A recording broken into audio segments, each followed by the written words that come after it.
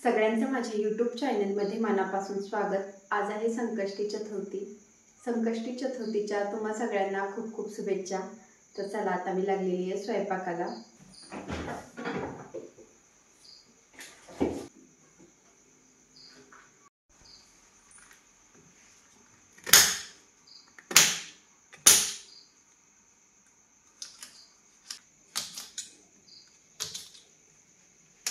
कारल्याचा कडवटपणा कमी होण्यासाठी कारल्याला मी हळद आणि मीठ लावून घेणार आहे।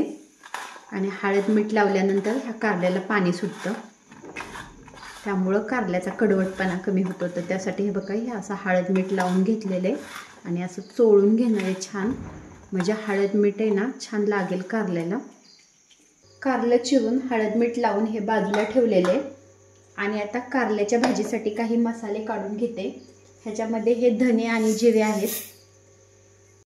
काही खडे मसाले मी काढलेले आहेत, त्याच्यामध्ये दालचिनी, मिरी, लवंग आणि हे धोंडफूल आहे।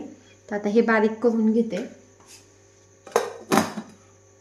गरम मसाला मी बारीक करून घेतलेला आहे आणि आता हे आलं, लसूण, खोबरं आणि कोथिंबीर आहे ते बारीक करून घेते। कारल्यालाही आता छान असं पाणी सुटलेले, खालून हे बघा ओलसर झालेले असं कारलं। तर चला आता यांना भाजी बनवून घेते। लिंबू कारल्याच्या भाजीमध्ये खूप छान लागते, त्यामुळे हे लिंबू असं कापून घेतलेले आणि मी अख्खं लिंबू टाकणार आहे। ह्या लिंबाच्या मी अशा बारीक बारीक फोडी करणार आहे। ह्या थोड्याशा मिरच्या घेतलेल्या आहेत। कारल्याच्या भाजीमध्ये मिरच्याही छान लागतात, त्यामुळे अशा कापून घेतलेल्या आहेत मध्ये थोड्याशा, म्हणजे जो मसाला आहे ना तो ह्या मिरच्यांच्या आतमध्ये जाईल आणि मिरच्यांची चव चांगली लागेल। गॅसवरती कढई ठेवलेली आहे आणि कढईमध्ये आता मी तेल ओतलेले, तेल तापलेले आणि तेलामध्ये मी टाकलेली ही मोहरी, त्यानंतर टाकलेले हे जिरं, फोडणीसाठी कापून घेतलेला हा कांदा टाकलेला आहे।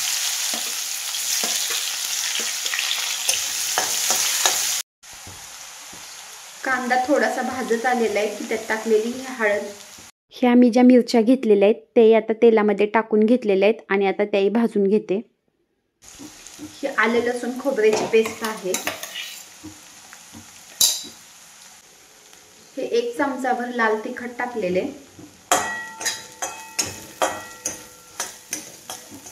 आणि हळद मीठ लावलेलं कारलं मी धुवून घेतलेले, तर आता ते टाकून घेते।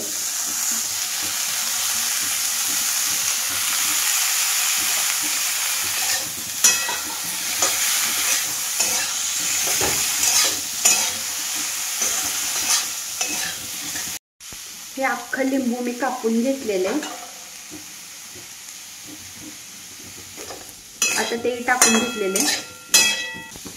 हे चिंच आणि गूळ आहे, तर आता हे मी कारल्याच्या भाजीमध्ये टाकून घेणार आहे। ही चिंच मी अशी कुस्करून घेतलेली आहे आणि गूळही आहे त्याच्यामध्ये, आता हे टाकलेले। भाजीसाठी बारीक केलेला हा गरम मसाला आहे।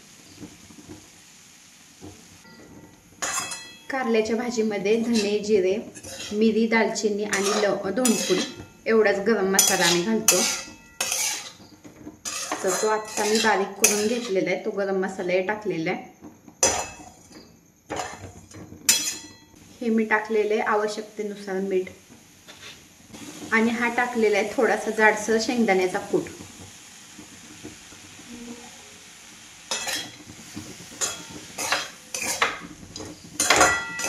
वरतून टाकलेली आहे ही भरपूर अशी कोथिंबीर आणि आता झाकून मी ना कारले शिजवून घेणार आहे। कारल्यामध्ये मी पाणी काही टाकलेलं नाही, लिंबाचं पाणी सुटतं आणि वाफेवरती कारलं शिजेल, त्यामुळे मी त्याच्यामध्ये पाणी अजिबात टाकलेलं नाही। आणि आता छोट्या गॅसवर मी कारलं शिजवून घेणार आहे।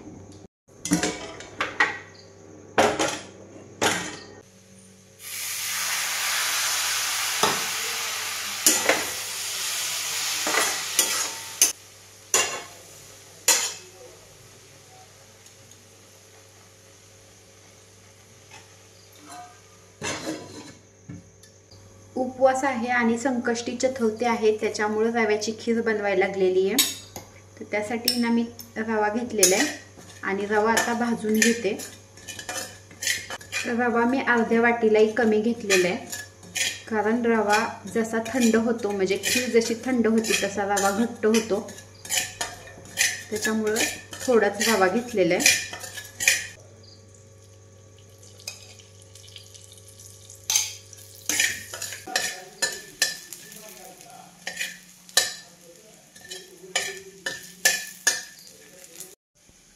हा नारळ आहे तर तोही थोडासा तुपावरती भाजून घेते.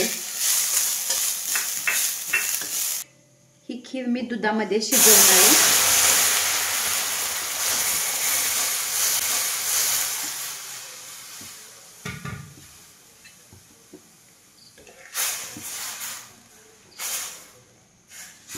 त्यामुळे हे बघा दूध हे असं टाकून घेतलेले.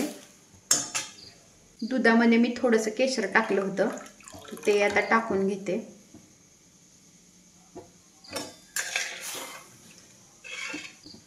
ही टाकलेली आहे वेलची पावडर आणि ही घेतलेली आहे साखर.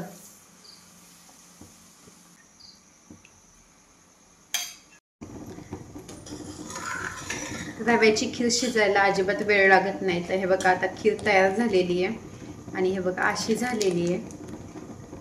थंड झाली की रव्याची खीर घट्ट होते. कारल्याची भाजी आता तयार झालेली आहे, चांगली शिजलेली आहे कारल्याची भाजी.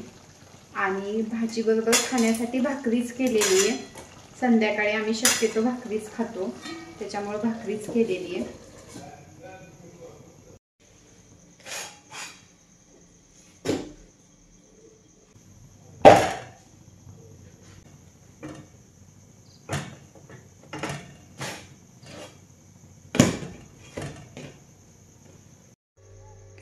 स्वयंपाक तयार झालेला आहे आणि आता ही खीरही तयार झालेली आहे.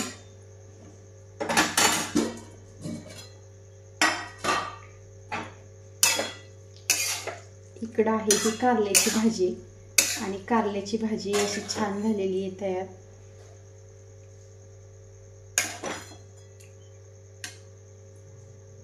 तर आता आहे ना देवाला नैवेद्य दाखवून मी जेवायला बसणार आहे आता उपवास सोडायला. उपवास सोडण्यासाठी असं हे साधं सिंपल जेवण बनवलेले आहे.